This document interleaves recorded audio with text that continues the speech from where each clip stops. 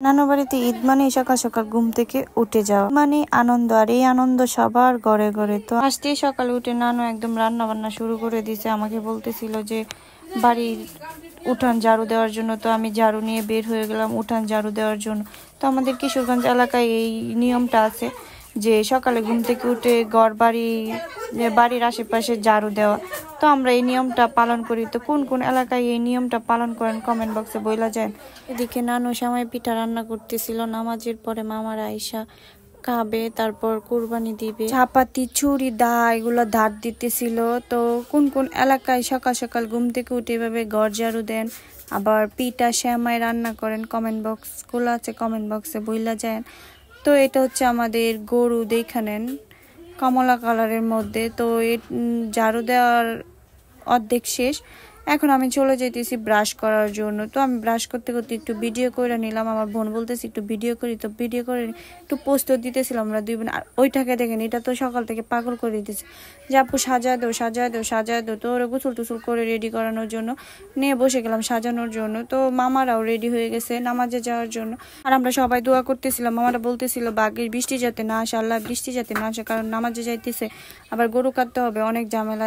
এই বৃষ্টি যদি আসে এই কাদার মধ্যে এইসব। তো আমি ব্রাশ করার পর তো একটু সেমাইটা নিলাম খাওয়ার জন্য, কারণ সেমাই না হলে চলেই না, কারণ ঈদের মধ্যে সেমাই খেতেই হবে। এটা সকালে মিষ্টিমুখ করতে হয়। তো মামার সাথে আমরা একটু মজা টজা করতেছিলাম, যে মামাকে বলতেছিলাম যে গরুটা অনেক সুন্দর হয়েছে, কালারটা অনেক সুন্দর, আর এত শান্তশিষ্ট ছিল গরুটা যা বলার বাইরে। তো গরু কাটা শুরু করে দিছে অলরেডি। আমি একটু দূর থেকে ভিডিও করতেছিলাম, কারণ আমার গরু কাটা কাছ থেকে দেখলে অনেক ভয় লাগে। তো আমি দূর থেকে ভিডিও করতেছিলাম। যখন গরু কাটা শুরু করে দিছে তখন আমি দূরে দাঁড়ায় আসছিলাম। তো দেখতেই পাচ্ছেন আমি দূর থেকে দেখতেছিলাম, কারণ আমার এগুলা দেখলে অনেক কষ্ট লাগে, কিভাবে গরু কান্নাকাটি করে এগুলা দেখলে। তো আমরা তিন বোন মিলে একটু প্রস্তুত দিতেছিলাম, নাবিলাও একটু প্রস্তুত দিতেছিল। তো এটা হচ্ছে আমার দাঁত পড়া মামাতো ভাই লাবিব। তো লাবিবও একটু প্রস্তুত দিল। তো এটা হচ্ছে এই যে পাকনা মেয়েটা যেটা সাজুগুজুর জন্য সকালে বসেছিল, তো ওরে কিন্তু আমি সাজাই দিছি, ওরা দুই বোনকে আমি সাজাই দিছি। কেমন হয়েছে বলবে। অলরেডি মাংস কাটা শেষ পর্যায়ে চলে আসছে, এখন শুধু চুলায় বসিয়ে রান্না করার পালা। তো ফাইনালি আমি চলে আসছি পোলাও রান্না করার জন্য। আমি কিন্তু রান্না করতে পারি না, পোলাওটা কিন্তু মামি রান্না করতেছিল, আমি শুধু ভিডিও করার জন্য নাড়াচাড়া দিয়ে দিতেছিলাম।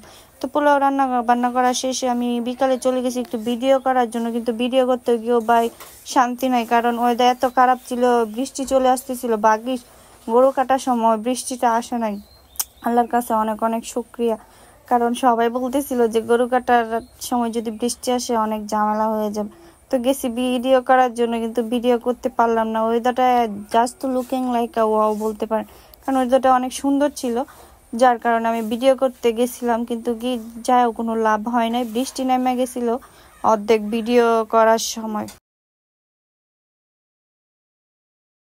এই বাতাস দিকে মনে হইতেছিল যে আমাকে একদম উড়ায় নিয়ে চলে যায়। আমি ভাবতেছিলাম যে আমাকে কখন উড়ায় নিয়ে চলে যায়, কিন্তু ভাগ্যিস আমাকে উড়ায় নিয়ে যাইতে পারে না।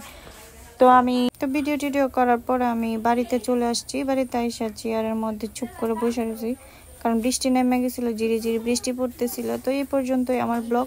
সময় আমার পেজে চোখ রাখবেন নিউ ব্লগ দেখার জন্য। তো সবাই ভালো থাকবেন, সুস্থ থাকবেন এবং আমার পেজটা ফলো করবেন। থ্যাংক